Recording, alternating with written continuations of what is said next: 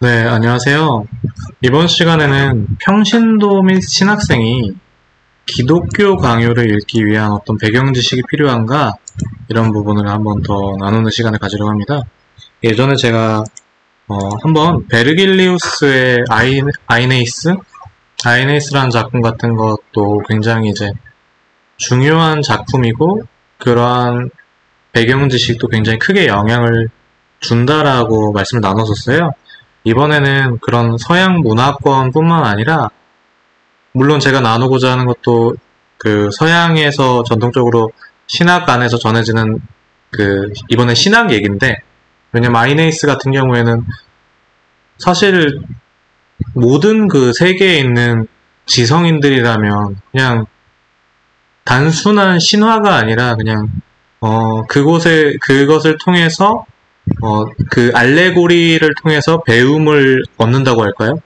그런 굉장한 작품처럼 이제 많이 널리 알려져 있는 책인데, 오늘 나누려고 하는 거는 기독교 안에서 굉장히 이제 신학적으로 굉장히 훌륭한 책이고, 이 신학적으로 훌륭한 책이 안타깝게도 일반적으로 많이 알려지지 않은 게 아닌가. 그래서 기독교 강요를 읽을 때 이런 부분에 있어서 나눔이 잘 되지 않고, 기독교 강요를 읽어도 자기식으로 해석하는 경우가 많고, 그래서 명백하게 써있는 것도 다르게 왜곡돼서 전하는 게 아닌가 싶은 부분이 개인적으로 이제 느껴지는 부분이 있어서 한번 나눠보려고 합니다. 우선 제가 예시를 들려고 그 페이지를 몇 장을 갖고 왔어요. 36, 38페이지와 43, 44페이지입니다. 한번 나눠보도록 하겠습니다. 네, 36페이지부터 38페이지에 뭐라고 되어 있냐면, 그리스도를 믿는 믿음은 성령의 주요한 작품이라고 되어 있는데, 여기서 보통 어떻게 생각하기 쉽냐면, 성령이라고 하면은 그냥 신비함이라고 생각을 하기가 굉장히 쉽습니다. 우리가 이런 쪽에 얘기들을 많이 접해 왔다고 저는 생각을 하거든요.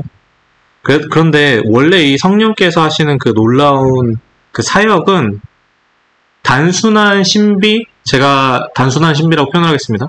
단순한 신비가 아니라 이 믿음하고 관련되는 건데, 그냥 성령이 일으키시는 게 아니에요. 한번 보도록 하겠습니다. 믿음은 진정 성령의 주요한 작품이다.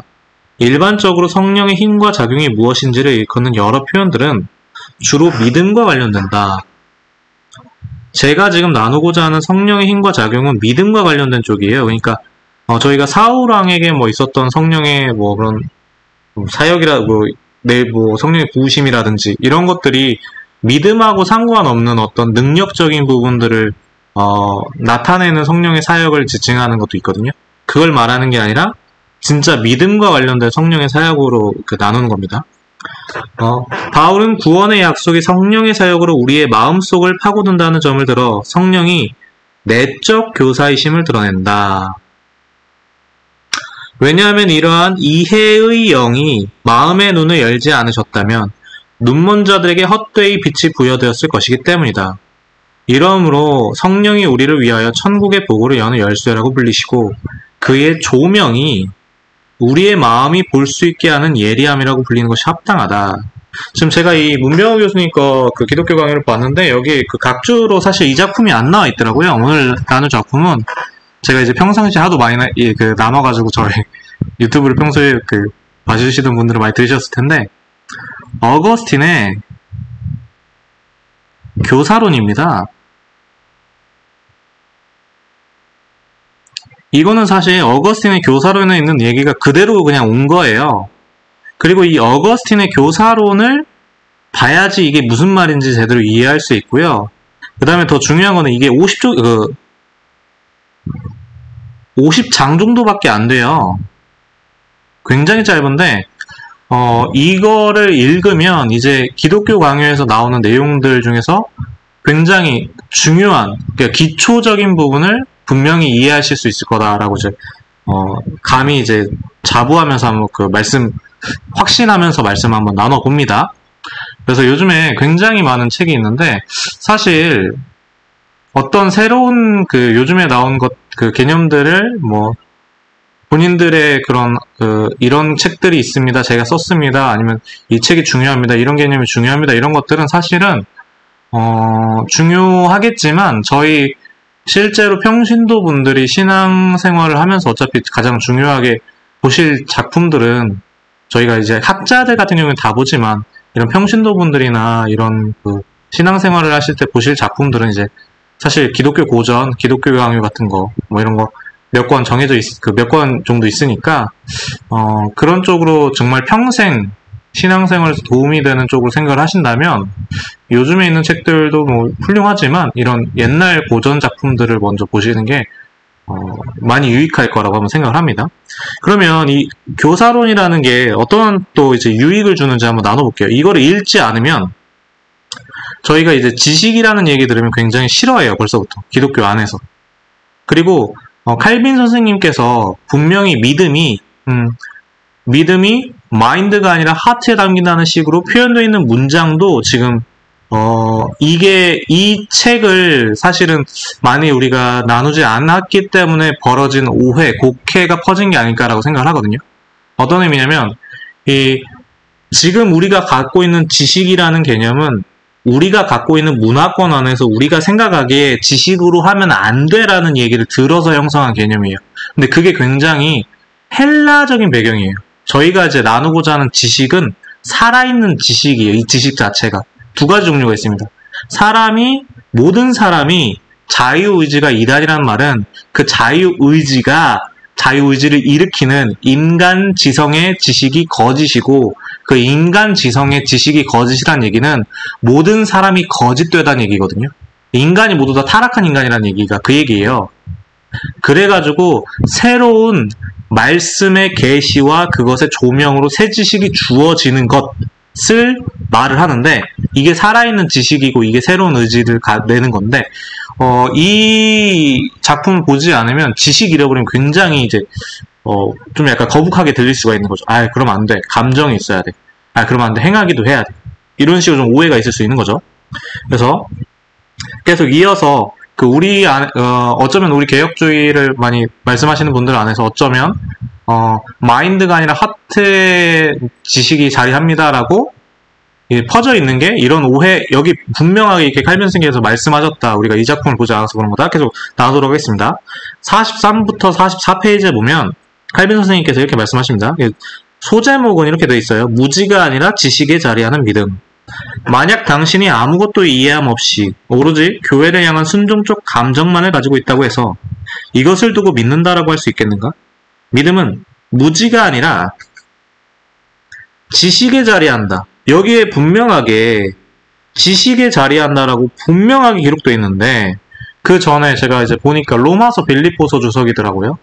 칼빈 선생님께서 믿음은 뭐 마인드가 아니라 하트에 뭐 자리한다라고 했는데 거기서 분명하게 바로 다음 문장에 내가 이렇게 말하는 거는 신체의 위치 같은 개념이 아니라 이런 감정도 포함하는 그 개념을 말하기 위함이다 라고 이제 나누셨는데 그리고 기독교 강요에서 분명하게 무지가 아니라 지식에 자리한다라고 이제 말씀을 하셨는데 이제 그 다음 문장이라든지 그러니까 머리가 아니라 가슴에 담긴다라는 의미를 말씀하신 다음 문장이라든지 아니면 이 지식이 실제로 어떤 지식을 말하는지를 조금 약간 보지 않았기 때문에 마인드가 아니라 하트에 담긴다라는 얘기만 계속 퍼지는 게 아닌가 라는 그 안타까움이 좀 있어요. 이는 하나님을 아는 지식뿐만 아니라 신적 지식, 의지를 아는 지식을 아우른다. 우리가 구원에 이르게 되는 것은 우리를 잘 준비시켜 교회가 규정하는 것은 무엇이든지 참되다고 포용하거나 진리를 찾고 아는 소임을 교회에 넘기거나 해서가 아니라 진정 하나님은 아들을 통하여 화목을 이루시고 우리에게 호의를 베푸시는 아버지시라는 사실과 그리스도는 의, 거룩, 생명으로서 우리에게 주어지시는 분이시라는 사실을 아는 데 있다. 내가 말하고자 하는 것은 우리는 우리의 감정을 쏟아서가 아니라 이 지식으로서 천국에 들어가는 문을 확보하게 된다는 사실이다. 우리의 의가 자리하고 있는 신적 선하심에 대한 명확한 인식을 요구하고 있다. 근데 이제 사람이 뭐라고요? 모든 사람은 거짓되다. 그래서 의지가 자유의지로 자유의지가 이단입니다 라는 얘기는 내가 일상생활을 선택을 하는데 구원에 있어서 선택을 할 수 없어요 라는 설명도 좋은 설명이 될 수 있겠지만 그게 아니라 모든 사람이 거짓되구나. 아, 그러면 말씀을 봐도 뭐하니까 거짓으로 바꿔버리니까 아예 성령께서 말씀을 볼 때 새 지식을 넣어주시는구나. 그럼 여기서 주입교리랑 이제 또 헷갈리시는 분들이 계신데 한번 잘 생각해 보셔야 될 게 있어요. 어떤 거냐면 제가 이제 좀 약간 제가 주입교리하고 신지식의 이식의 차이하고 영상을 올리기도 했는데 좀 더 간단하게 한번 나눠볼게요. 이제 주입교리를 구분하기 위해서 인간 안에 어떤 것도 들어오면 안 됩니다라고 표현을 하시는 분들이 계신데 이게 아주 간단한 논리로 정말 간단한 논리로 한번 생각할 게 있습니다.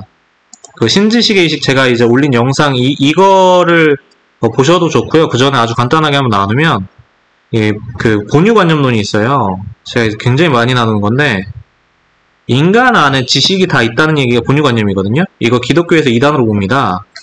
뭐 인정하시는 분들도 있다고 하는데 저는 이단으로 보는 쪽에 그런 생각을 갖고 있어요. 저 같은 경우에는 어쨌든 만일에 인간이 새로운 무언가를 경험을 통해서 배웠다 지금 들어온 거예요. 나에게 새로운 지식이 생긴 거잖아요. 그러니까 나에게 이전에 없던 거예요. 말씀이 뭐죠? 우리가 성경 말씀이 아예 새롭게 우리에게 주어진 거예요. 성경 말씀이 특별 계시로서 우리에게 없는 건데 하나님께서 말씀을 주신 거예요. 근데 그 말씀을 볼 때 내가 거짓된 지식으로 보면 거짓 지식을 내 안에 갖게 되니까 그건 이미 의미가 없고 그때 내가 말씀을 볼 때 성령께서 내적 교사이신 성령께서 조명하셔서 내가 갖고 있는 거짓된 지식으로 그걸 해석하는 것이 아니라 아예 새로운 지식을 집어넣어 주시는 것. 간단하게 주입교리 그러니까 주입교리와의 구분을 이제 두기 위해서 들어오면 안 된다 이러는데 인간의 영혼의 지성에는 반드시 들어와야 되고요. 근데 그것이 각인, 인각으로 들어오는 거고요. 조나단 에드워즈 목사님의 그래서 이제 신학이나 이런 걸 볼 때도 제가 이제 그 경험론과의 차이도 다른 영상들에서 많이 올렸는데 그럼에도 불구하고 이제 한번 그 존 로크나 데이비드 휴미나 이런 쪽의 경험론자들의 그런 사상과의 연계성도 한번 보시면서 보면 좋습니다. 그런데 이제 경험론 같은 경우는 신적 조명을 인정하지 않기 때문에 결국에 인간 이성의 능력을 인정해서 내내 그 사람들은 이제 인본주의로 들어가는 거거든요. 이런 쪽으로 한번 하셔서 꼭 우리 신학 안에서 평신도 및 신학생들이 특히 이제 강의 같은 걸 들으실 때도 이런 말씀을 많이 하실 거예요. 마인드가 아니라 하트에 담깁니다. 그런 강의하시는 분들이. 그러면 이제 그분들은 아마 공부를 많이 하셔서 그 의미가 뭔지를 알 거예요. 왜냐면 분명하게 바로 다음 문장이 기록되어 있기도 하고 기독교 강요에 실제로 나와 있기도 하고 어거스틴이 말한 의미가 그게 다 지식이라는 얘기가 나오거든요. 그리고 인간의 영혼을 마인드, 하트 이런 식으로 나누는 게 아니거든요. 인간의 영혼 자체가 구조가. 제가 아는 바로 그렇습니다. 육체와 육체와 영혼이 함께 있을 때 마음. 그래서 그 마음에 생각과 감정이 자리 잡는 것. 뭐 이 정도로 저는 이제 이해를 하고 있습니다. 물론 이제 육체가 감각을 담당하고 그래서 호르몬으로 감정. 그런데 그게 지식과 영혼과 함께 있을 때 그 마음에서 있을 때 의식되어지는 것. 뭐 이런 식으로 좀 더 구체적으로 할 수 있지만 어쨌든 중요한 거는 하트와 마인드라는 식의 구분으로 하는 것은 좀 오해다. 그리고 지식이라는 것도 헬라적인 사상의 배경 지식으로서 보면은 기독교 강요를 보기가 어려울 수 있다. 그리고 우리가 말하는 지식에 대해서 바르게 이해하려면 어거스틴의 교사론부터 봐야 한다. 네, 여기까지 해서 그러면 다음에 또 나누도록 하겠습니다. 꼭 우리 평신도민 신학생들은 이제 이 세대 이후로는 조금 더 개혁주의에 대한 오해가 많이 개혁주의 안에서 많이 좀 적어져서 좀 우리가 이제 사실 로이드 존스 목사님이나 다른 분들의 그런 성경 세례에 대해서는 비판을 되게 많이 하는데 정작 우리 안에서 봐야 될 것들은 막상 그런 것들도 함께 나눠졌으면 좋겠습니다. 네, 그럼 한번 다음에 뵙도록 하겠습니다. 감사합니다.